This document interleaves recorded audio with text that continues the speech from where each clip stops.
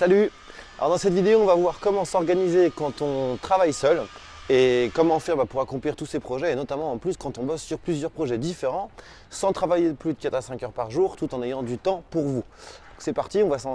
Alors c'est une question qu'on m'a posée pendant longtemps. Moi je m'en suis jamais caché pendant des années. Au début que j'avais mes boîtes, je travaillais, enfin c'était du n'importe quoi. Je faisais du 12 heures par jour, je travaillais 7 jours sur 7 et je m'en sortais pas. Et en fait il y avait plusieurs problèmes là-dedans que vous vivez peut-être. Le premier problème déjà, c'est que je voulais tout faire tout seul. Donc en fait je passais plus de temps à faire des tâches qui n'avaient aucune valeur que des tâches productives comme l'administratif, comme la compta, comme des recherches Google. Comme ceci, cela. Donc première chose que j'ai à vous conseiller, déjà vous prenez une assistante. Ou un assistant, enfin peu importe. Alors attention quand même. Un assistant, une assistante, moi j'en ai une à Madagascar, elle me coûte 300 € par mois. Vous pouvez en trouver au Maroc, en Tunisie, etc. à ce prix-là. Ou en France, si vous avez plus de budget, enfin peu importe. Le truc c'est que si vous démarrez, que vous avez peu de budget, Madagascar et tout, ça va être mieux. Mais attention, on ne confie pas une assistante, elle ne sera pas OP en 2 jours. Il faut, moi ce que j'ai fait quand j'ai pris mon assistante, j'ai fait des tas de procédures, c'est-à-dire que toutes les missions que je voulais lui confier, j'ai fait des procédures pour tout, à la fois des documents PDF et des tutoriels vidéo, que ce soit pour mettre un fichier sur mon serveur via FileZilla, que ce soit pour mettre une vidéo sur YouTube et sur Facebook en vidéo natif. Pour toutes les actions en fait, j'ai fait des procédures détaillées, s'il fallait faire copier-coller les mix, je le disais. Plus vous allez être précis, plus ça va marcher. Et bien entendu, une assistante que vous prenez, elle va devoir être formée, elle va devoir avoir une période de formation et donc elle ne sera pas opérationnelle du jour au lendemain.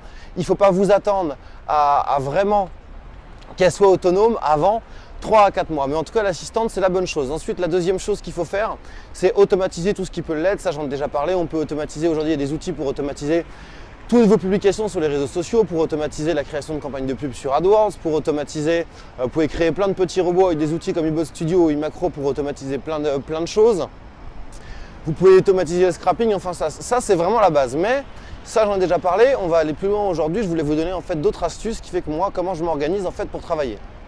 En fait, comme vous le savez, si vous me suivez, moi j'ai 4 entreprises. Plus des sites e-commerce. En fait, ce que je fais, c'est que je me fais des rushs. Je divise ma journée en 4 jours. En fait, le lundi, je bosse sur un truc, le mardi sur un autre et ainsi de suite. Donc ça, déjà, c'est la première chose pour gérer en fait plusieurs projets. La deuxième chose que je fais, c'est que moi, je me fais des rushs d'1 heure. Je travaille 1 heure à fond sur un truc, je fais une demi-heure de pause. Je travaille une autre heure à fond sur un truc, je fais une demi-heure de pause. Et ainsi de suite, et ainsi de suite. L'autre truc que je me suis fixé, c'est que je fais, en fait, moi, je sais que je fonctionne comme ça. Je fais les trucs qui demandent beaucoup de créativité le matin, parce que tout simplement, je suis du matin. Je ne sais pas si vous m'entendez bien, il y a du bruit là aujourd'hui à Lisbonne. Je vais laisser passer un peu de voiture. Et le tramway qui arrive. Bon, je vais couper et je vais refaire un plan. Ouais, mois d'août à Lisbonne, c'est un beau bordel. Donc en fait, moi ce que je fais, c'est que j'arrête toujours de travailler à 14 h, 15 h maximum. Et l'après-midi, je fais des trucs pour moi. Des activités qui m'intéressent. Et le matin, je fais les trucs, on va dire, qui demandent de la créativité. Mise en place de tunnels de vente, copywriting, enregistrement de formation vidéo, recherche de niche sur Amazon, tous ces trucs-là. L'après-midi, je fais des trucs cool qui ne demandent pas trop de créativité, enregistrement de vidéos comme je suis en train de le faire maintenant, réunion avec mon assistante, des choses comme ça. Parce que je suis du matin, bien évidemment, il faudra adapter. Si vous êtes du soir, vous êtes du soir. Mais en tout cas, il y a un truc que j'ai remarqué, c'est que je suis beaucoup plus, comment dirais-je, efficace si je vais bosser du 4-5 heures par jour, mais en mode intense. Que de vouloir faire de l'acte de présence et faire du 7, 8, 10 heures par jour comme beaucoup de gens font. Ça, c'est la première chose. Autre chose, comment je fais pour être efficace? Je vais sur les réseaux sociaux quasiment que pour publier des contenus sur ma page. Sinon, je ne vais jamais sur Facebook, je ne vais jamais sur Twitter, je regarde peu de vidéos sur YouTube.